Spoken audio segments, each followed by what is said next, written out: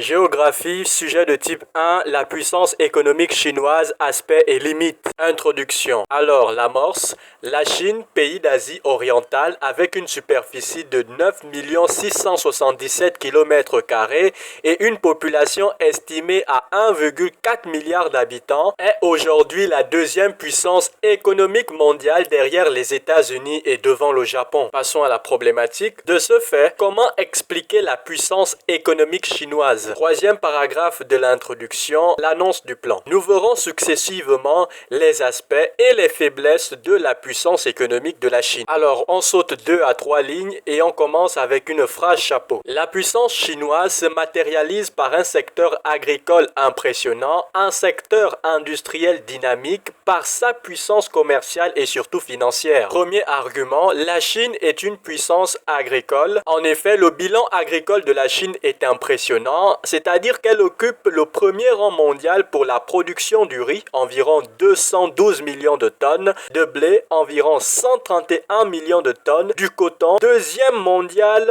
en ce qui concerne le maïs, le thé, l'arachide et troisième pour les pommes de terre. Ajoutons à cela le fait que la Chine produit près de 37% des fruits et légumes et 60% de la viande consommée dans le monde. Alors, ce qui témoigne bien de sa puissance agricole à l'échelle mondiale. Deuxième argument, la Chine possède un secteur industriel dynamique et performant. Effectivement, le secteur industriel chinois a connu une révolution fulgurante. Par exemple, la Chine est le plus grand constructeur et le plus gros marché automobile du monde. Elle est le plus grand producteur et exportateur de textiles et de vêtements au monde. Autre fait, la Chine produit la moitié des appareils photo, 30% de téléviseurs, 83% des tracteurs, 70% des jouets, 50% des ordinateurs portables et 25% de l'électroménager vendu dans le monde. Dernier argument, la Chine est une grande puissance commerciale et financière. En effet, sur le plan commercial, la Chine est le premier exportateur du monde. En valeur, cela représente environ 3500 milliards de dollars. Et sur le plan financier, la Chine est le premier créancier du monde. Elle détient environ 3100 milliards de dollars de réserves. La Chine investit surtout en Europe, en Afrique subsaharienne et en Asie de l'Ouest. Nous venons de terminer avec la première partie, faisons une transition pour passer à la deuxième. Malgré les aspects positifs de son ascension économique,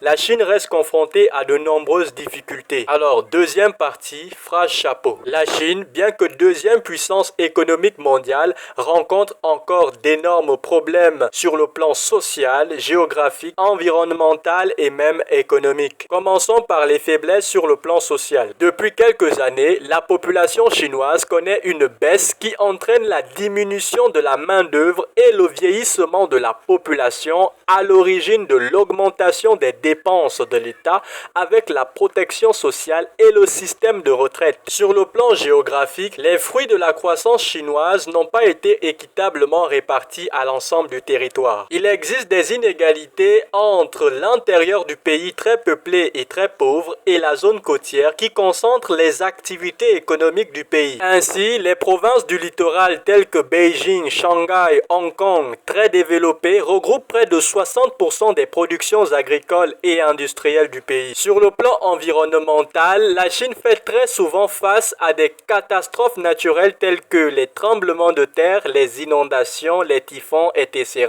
ce qui occasionne bien évidemment de nombreux dégâts matériels et des pertes en vies humaines. Sur le plan économique, la Chine est confrontée malheureusement à la conjoncture et à la concurrence internationale, surtout de la part des États-Unis. Par ailleurs, la qualité et la dangerosité des produits chinois, c'est-à-dire le développement de la contrefaçon, remettent en cause ces derniers et cela limite par conséquent les exportations vers les pays développés. Conclusion, nous sautons 2 à 3 lignes pour faire d'abord le bilan. La puissance chinoise se manifeste par un secteur agricole impressionnant, un secteur industriel dynamique, par sa puissance commerciale et surtout financière. Toutefois, malgré les succès, la puissance économique chinoise se heurte toujours à de nombreuses difficultés sociales, géographiques, environnementales et économiques. Dernier paragraphe de la conclusion, l'ouverture. Avec ces nombreux aspects économiques, peut-on dire que la Chine rivalise aujourd'hui avec la première puissance mondiale qui n'est autre que les États-Unis d'Amérique?